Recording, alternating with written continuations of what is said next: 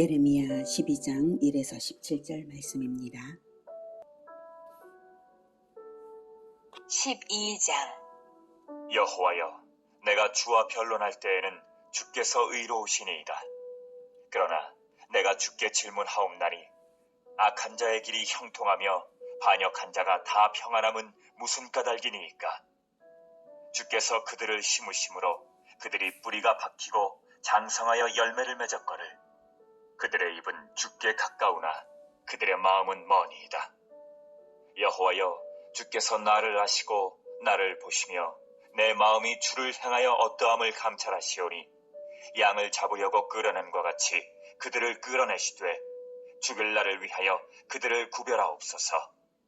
언제까지 이 땅이 슬퍼하며 온 지방의 채소가 마르리이까?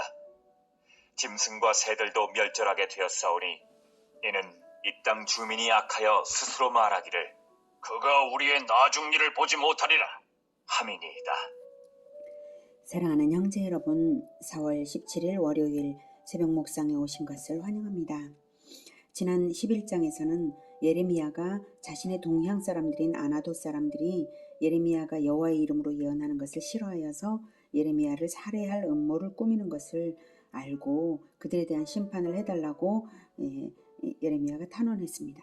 그러자 하나님께서는 그들이 청년들은 칼에 죽고 자녀들은 기근에 죽으며 남는 자가 없으리라 하고 응답하셨습니다.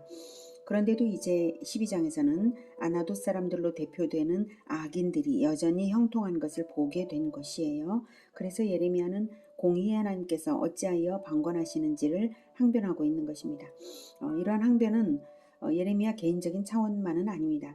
악인의 형통과 의인의 고난을 볼 때 의인들은 자신들의 고난 때문이 아니라 그러한 세태가 계속될 때에 나타날 전 사회적인 병폐를 염려하지 않을 수 없는 것이고 공의의 심판 없이는 온전한 구원은 되지 않는 것임을 더욱 분명히 알게 되어 간구하는 것입니다.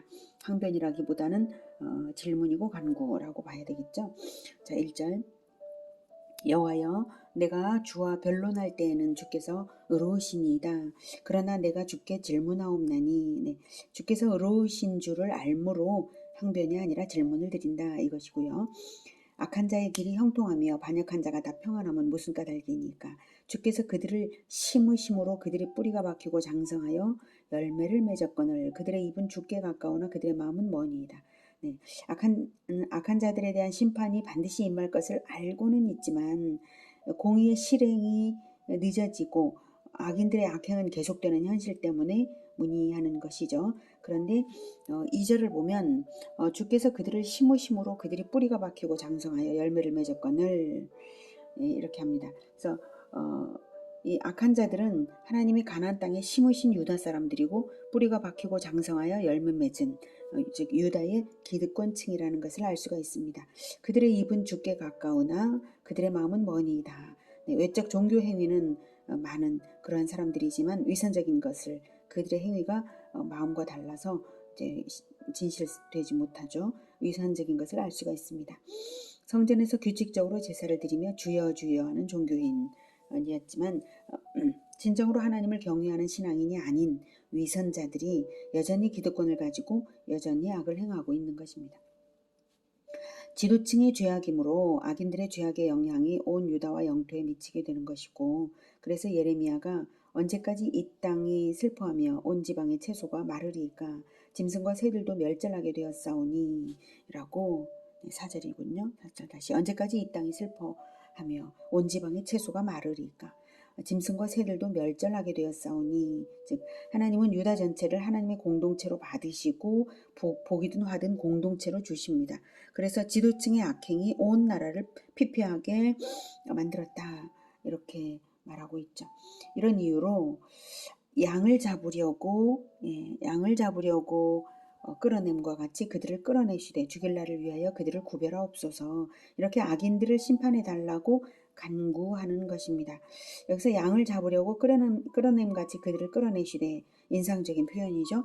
속죄 제물이 될 양을 도살하기 위해 끌어냄과 같이 끌어낸다는 이것은 인간 운명이 속죄 제물로 대속되는 자인가 대속되지 못하여서 자기가 자기의 죄의 대가를 치러야 할 자인가 둘 중 하나이기 때문에 이런 표현 쓰는 것입니다. 즉 지금 지도자들의 위선적인 지도자들에 의해 가지고 그들 때문에 유다 전체가 망하게 되었는데, 그러나 유다는, 즉 선민 이스라엘은 하나님의 대속의 제물이신 그리스도의 그 희생이 예약돼서 그 희생을 전제로 해서 속죄제사법 주셨고, 그래서 속죄 제물인 양의 희생, 어린 양의 희생으로 인해 가지고 대속받는 공동체인데, 공동체로서 대속받은 자예요, 이스라엘은.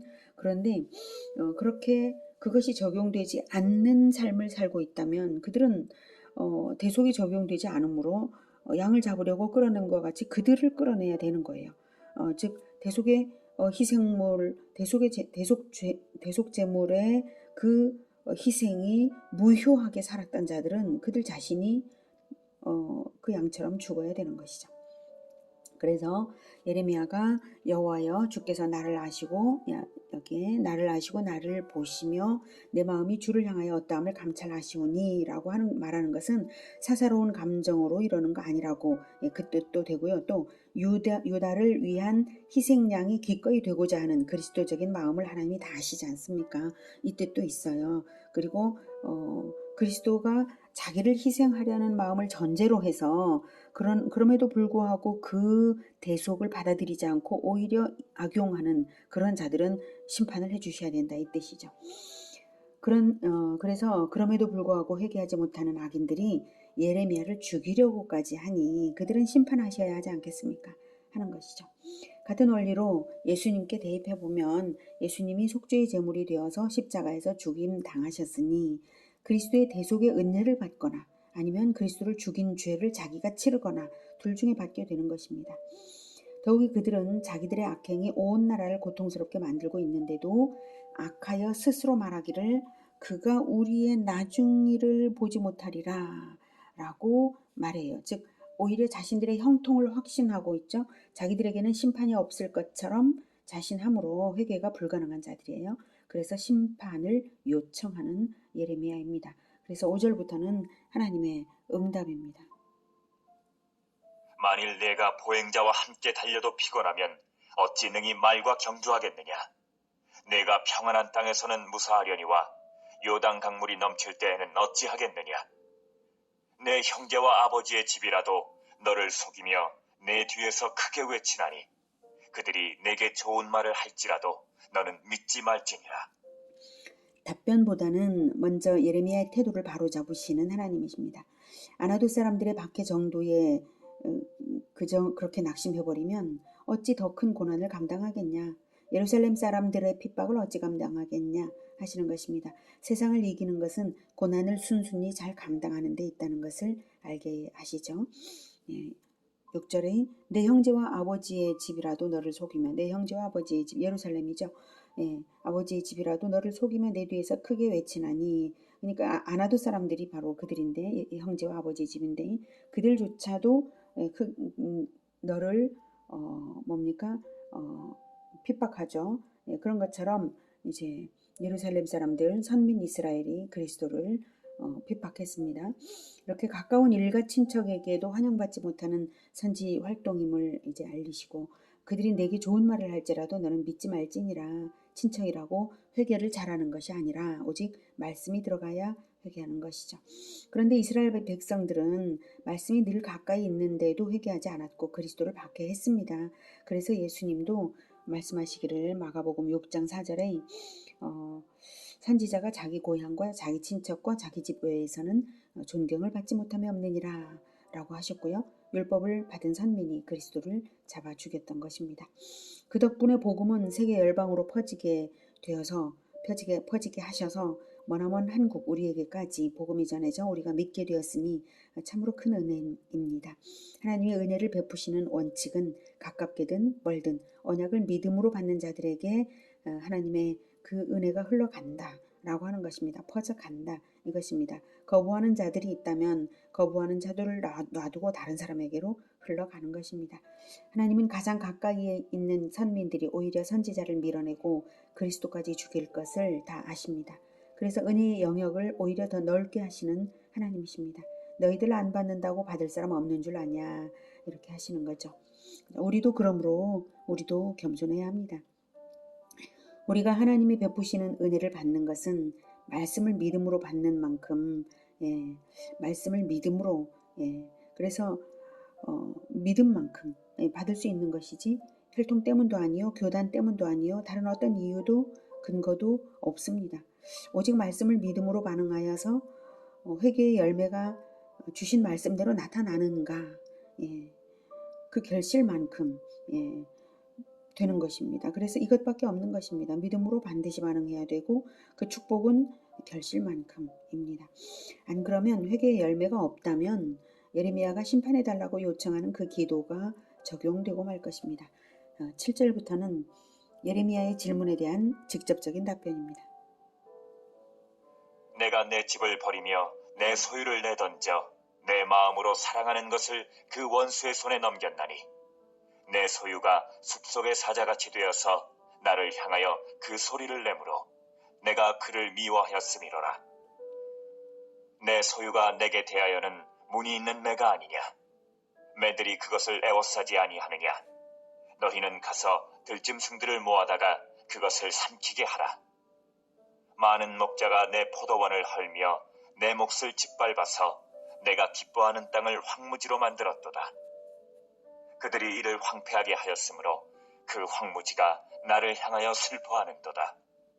온 땅이 황폐함은 이를 마음에 두는 자가 없음이로다. 파괴하는 자들이 광야의 모든 벗은 산 위에 이르렀고 여호와의 칼이 땅 이 끝에서 저 끝까지 삼키니 모든 육체가 평안하지 못하도다. 무리가 밀을 심어도 가시를 거두며 수고하여도 소득이 없은즉 그 소산으로 말미암아 스스로 수치를 당하리니 이는 여호와의 분노로 말미암음이니라. 네, 악한 유다가 잠시 형통하는 듯이 보이지만 결국 하나님의 심판의 도구로 사용된 대적의 침입을 받아서 온 땅과 백성이 유린당할 것을 예고하시는 것입니다. 7절에 내가 내 집을 버리며 내가 내 집을 버리며 내 소유를 내던져 내 마음으로 사랑하는 것을 그 원수의 손에 넘겼나니 하나님의 집 사랑하시는 이스라엘을 내던져서 원수에게 넘기심으로써 심판하기로 결정하셨다는 것입니다. 그렇게 결정하신 이유는 8절에 내 소유가 숲속의 사자같이 되어서 나를 향하여 그 소리를 내므로 내가 그를 미워하였기 때문이라고 합니다. 하나님의 소유 유다가 숲속의 사자처럼 하나님을 향하여 패역하였기 때문입니다. 내 소유가 9절 내 소유가 내게 대하여는 문이 있는 매가 아니냐 매들이 그것을 애워싸지 아니하느냐 너희는 가서 들짐승들을 모아다가 그것을 삼키게 하라.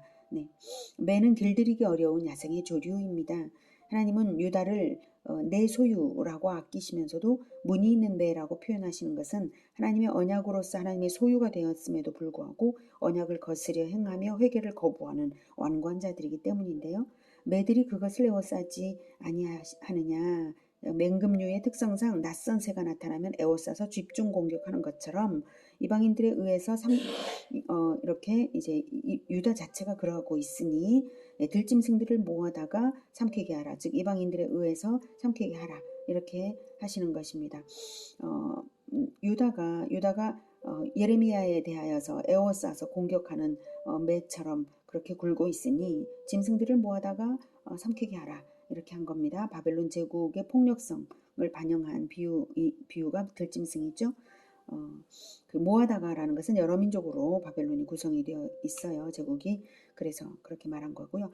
유다가 하나님께 고분고분하지 못하고 예레미야를 박해하고 선지자들을 박해하니까 마치 매처럼 굴고 있으니 들짐승 같은 바벨론 제국을 불러 심판하시겠다. 이것입니다. 여기서 이제 10절에 많은 목자, 그리고 12절에 파괴하는 자들, 그리고 이제 또 여호와의 칼, 이것은 이제 여러 속국들로 구성된 바벨론 제국의 군대가 유다를 침공할 것을 이제 말하는데요. 많은 목자는 그 왕들을 의미한다고도 볼 수 있어요. 여호와의 칼은 하나님의 심판의 도구임을 나타낸 비유입니다. 근데 한편 또 달리 보면 많은 목자는 이제 하나님께서 이스라엘의 목자로 이제 사명을 주신 유다의 지도자들을 의미할 수 있어요. 그들이 내 포도원을 헐며 내 몫을 짓밟아서 예레미야와 선지자들을 박해하여서 이제 하나님이 기뻐하시는 땅을 오히려 황무지로 만드는 역할을 오히려 이제 하나님께서 세우신 많은 목자들이 악한 목자가 되어가지고 그렇게 하고 있다, 이렇게도 해석이 가능합니다. 자, 그렇게 해서 하나님께서는 내 포도원, 내 기뻐하는 땅, 그리고 황폐하게 된 그의 황무지, 다 유다 땅을 의미하죠. 예, 동일한 대상을 내 기뻐하는 땅인데 황무지로 표현하는 하나님의 마음이 얼마나 아프실지 느껴지십니까? 그런데 더욱 가슴 아픈 것은 그 황무지가 나를 향하여 슬퍼하는데도 불구하고 이를 마음에 두는 자가 없다는 사실입니다. 땅이 슬퍼할 정도로 될 그 심판을 누누이 예고하고 있지만 정작 원인 제공자인 유다 백성들, 특히 지도자들은 전혀 개의치 않고 완고하여서 아주 완고함으로 똘똘 뭉쳐 있는 거죠. 이것이 정말 통탄할 일인 것입니다. 13절, 무리가 밀을 심어도 가시를 거두며 수고하여도 소득이 없은즉, 즉 악한 유다는 자기들 스스로는 생각하기를 그 앞에 1,4절에 나타난 것처럼 영원히 안전하고 형통할 것으로 기대하겠지만 결국 자기들의 의도와 달리 수고의 결과가 안전과 형통이 아니라 가시를 거두는 거죠. 그 소산으로 말미암아 그래서 결국은 수치를 당하리니 이는 여호와의 분노로 말미암음이니라. 즉 결국 멸망을 당하는 것은, 바벨론의 공격을 당하는 것은 그들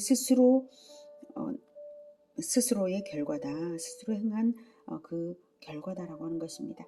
여호와를 분노하게 한 유다에게 가시 같은 결과밖에는 없다는 것이고, 그것은 유다 자신이 원인 제공했습니다. 자, 그렇다면 이러한 원칙처럼 악한 자가 영원히 형통할 수 없다는 것이 진리이므로 심판의 도구로 사용된 바벨론 역시 동일한 심판의 잣대가 적용될 수밖에 없습니다. 그게 심판의 진리잖아요. 그래서 14절부터는 그 원리를 적용한 말씀이십니다. 내가 내 백성 이스라엘에게 기업으로 준 소유의 손을 대는 나의 모든 악한 이웃에 대하여 여호와께서 이와 같이 말씀하시니라. 보라, 내가 그들을 그 땅에서 뽑아버리겠고 유다 집을 그들 가운데서 뽑아내리라. 내가 그들을 뽑아낸 후에 내가 돌이켜 그들을 불쌍히 여겨서 각 사람을 그들의 기업으로, 각 사람을 그 땅으로 다시 인도하리니 그들이 내 백성의 도를 부지런히 배우며 살아있는 여호와라는 내 이름으로 맹세하기를, 자기들이 내 백성을 가리켜 바알로 맹세하게 한 것 같이 하면 그들이 내 백성 가운데에 세움을 입으려니와 그들이 순종하지 아니하면 내가 반드시 그 나라를 뽑아 멸하리라. 여호와의 말씀이니라. 네, 보라 내가 내가 그들을 그 땅에서 뽑아버리겠고 라고 하고 있죠. 그 땅에서 뽑아버리겠고 유다 집을 그들 가운데서 뽑아내리라. 바벨론을 심판하시겠고 바벨론을 심판하실 때에 유다 집 선민을 해방시키겠다는 것이고요. 바벨론을 심판하시는 근거는 내가 내 백성 이스라엘에게 준 기업으로 준 소유에 손을 대었냐 이겁니다. 그래서 악한 이웃이 되었냐. 그렇기 때문에 응당한 심판을 내리시는 것입니다. 유다는 해방받아 돌아올 것인데요. 각 사람이라는 것이 15절에 각 사람이라고 말하고 있죠. 각 사람. 해방이 각 사람입니다. 유다 전체가 돌아오지 않고 회개하고 돌이킨 경건한 개개인을 대상으로 하나님의 구원은 적용되는 것입니다. 그런데 돌아오는 자들이 16절에서는 이방인들에게까지도 적용이 되어 있습니다. 그들이 내 백성의 도를 부지런히 배우며 살아있는 여호와라는 내 이름으로 맹세하기를, 자기들이 내 백성을 가르쳐 바알로 맹세하게 한 것 같이 하면 그들이 내 백성 가운데에 세움을 입으려니와. 네. 유다를 그렇게 괴롭게 한 이방 민족들도 하나님의 도를 부지런히 배우며 맹세코 하나님의 이름을 걸고 하나님의 법도대로 살아간다면 은총을 주시겠다. 약속이십니다. 복음 안에서 유대인과 이방인이 아무런 차별이 없게 됨을 알리시는 것이고요. 이로써 그리스도의 새 언약은 혈통에 무관하게 모든 믿는 자들을 대상으로 한 것이고, 다만 하나님의 법도를 부지런히 배우고 행하는 그것만이 중요하다는 진실입니다. 그 원칙을 분명하게 하십니다. 17절, 그들이 순종하지 아니하면 내가 반드시 그 나라를 뽑아 멸하리라. 여호와의 말씀이니라. 하나님의 법도에 대한 순종이냐 아니냐, 이것에 따라 엄정하게 구원과 축복을 받는가 아니면 심판을 받는가 확연히 달라지는 운명이 되는 것입니다. 심판은 반드시 있습니다. 그런데 하나님의 백성에 대한 심판과 애초에 언약을 받지 않은 불신자에 대한 심판의 다른 점은 언약이 살아있다면 진멸하시지 않으신다는 것이고 바벨론은 영원한 멸망에 처하셨잖아요. 바로 선민 이스라엘은 언약에 순종하는 자들을 남기셔서 예루살렘을 회복시키시고 애초부터 믿지 않는 자들은 영원한 멸망이고요. 정작 믿음에 따라 가지고 이제 결과가 주어지는데 언약 그 자체를 아예 처음부터 받지 않는 자들도 있고 받았다가 심판당해서 회개하는 자들도 있는 거죠. 자, 장차 그리스도가 오실 터전을 삼으시기 위해서 예루살렘을 언약 백성들은 회복시키셔서 구원의 기회를 더 주시고 또 이제 그렇게 하셨습니다. 마찬가지로 하나님의 말씀을 배워 순종하는 자들, 그들이 바로 선민이요 언약 백성이요 구원 받는 자들입니다. 그러므로 우리 성도들은 심판이 있음을 늘 염두에 두고 회개하는 심령으로 살아가면서 언약을 받은 것에 깊이 감사해야 합니다. 지금은 고난이 있을지라도 최후의 심판 때에서는 오히려 영원한 상을 받을 것을 기대하면서 말씀을 부지런히 배워 순종하며 살아가는 우리 모두가 되기를 기원합니다. 기도하겠습니다. 하나님은 진리대로 하시는 진리의 하나님이십니다. 심판과 고난의 때가 있고 또한 그때에 무고하게 함께 고난당하는 자들도 있겠지만 그러나 하나님께서는 반드시 말씀에 순종하는 자들은 구원과 축복을 주시고 그리고 언약을 끝까지 믿지 않거나 또 회개하지 않는 자들은 반드시 심판하십니다. 하나님, 그러니 이 진리에 굳건하게 서서 평안하게 고난도 기쁘게 감당하면서 끝까지 갈 수 있도록 도와주시옵소서. 오직 하나님의 말씀을 부지런히 배워서 가르치고 행하는 그러한 삶을 살겠습니다. 주님, 우리를 도와주시옵소서. 예수 그리스도의 이름으로 기도드립니다. 아멘. 이어지는 시간은 개인 기도 시간입니다.